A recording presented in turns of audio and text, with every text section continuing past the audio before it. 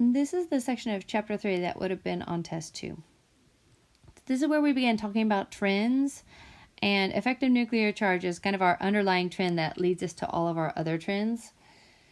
So effective nuclear charge is small if you're looking at a periodic chart. So if we have like a chart drawn over here, it's small here and it's big here. It's not shown, but it's even larger in the bottom left.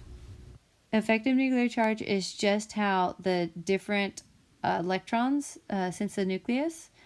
And I'm going to go ahead and jump over to boron. So you'll notice that for boron, we had our we had 5 protons, that's the red section, and we crossed out 2 with green because these 2 green electrons are inner electrons, they are core electrons, and they shield the nucleus. It's kind of like taking away 2 electrons, 2 protons, because the outer electrons just don't even get to feel those guys.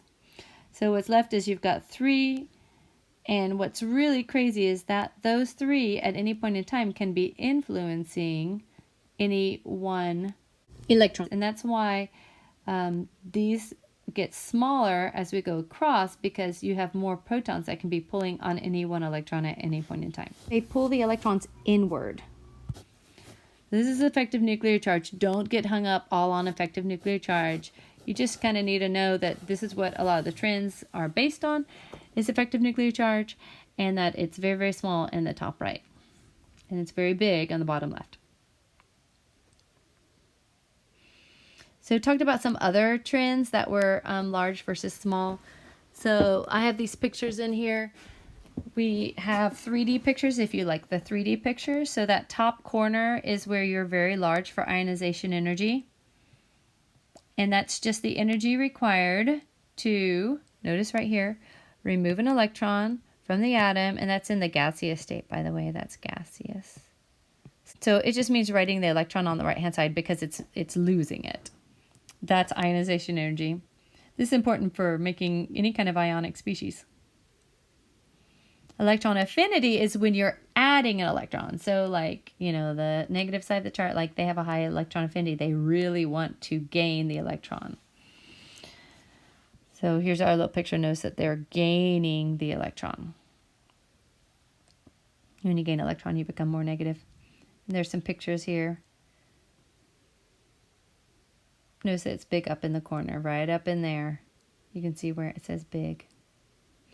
There is a funny little exception up here in the ionization energy. And it happens between N and oxygen. And I'm going to look at it. There's a section that reviews it. I'm going to look at it on that page.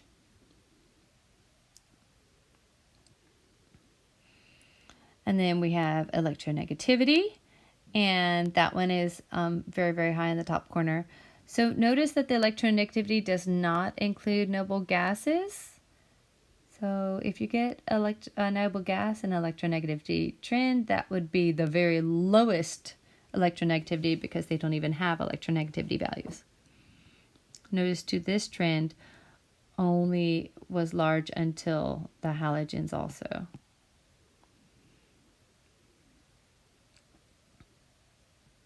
So electronegativity is the measure of intensity of atoms in a bond to attract the electrons.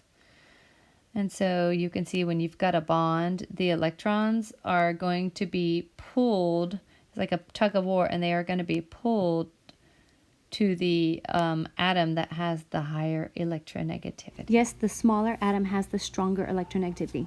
And it does all kinds of things. It influences a lot of properties. So it is actually very, very important.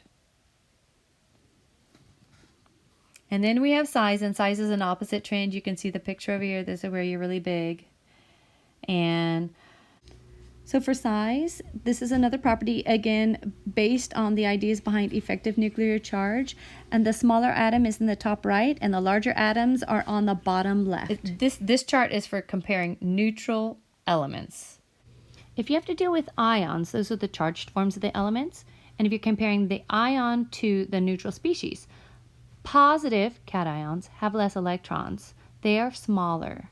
Negative ions, which are anions, have more electrons and are thus larger. You can see the blue are like 2 added electrons, whereas you can see on the side over here, our blue is where our electrons that we lost were. And so we've lost a whole energy level with this Al+3.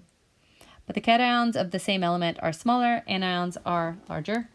This is atomic radius, so this is that size one. And so we had all these examples. Just remind you that the, down here is where it's large. So as long as you're heading in that direction, you are going to be doing the trend in the correct direction. We have an example here of something that has a whole lot of atoms that are isoelectric. It means that when you're looking at their electron count, they all end up going to 18 electrons. If you count it all backwards, you'll see that they all come out to be 18. If you're comparing something that has the same number of electrons and it's just all different elements, then the negative one in the series is going to be larger because he's got more electrons versus the number of protons to pull in. And then the positive one is going to be the smallest one. Now, if in this list you are given something that is on a completely different row, like completely different, like say it's like barium, which is way down low on the chart, well, barium is still larger. This is only, the trend I was explaining is only for explaining things that are isoelectric. And then in here, ionization energy versus electron affinity versus effective nuclear charge versus electronegativity. If you look at the purple diagonal, you can see it goes up and ends at fluorine. If you look at the green diagonal, it goes all the way up and ends at neon, helium-ish. You can see that the first ionization energy is colored green and the electron affinity, electronegativity is colored purple. So you can kind of see the max out point in both of those. Just make sure you do include noble gases for the ionization energies, but you don't include them for electron affinity or electronegativity. Now take a minute and look at that blue rectangle. That's a vertical. It has a little arrow going over to the side.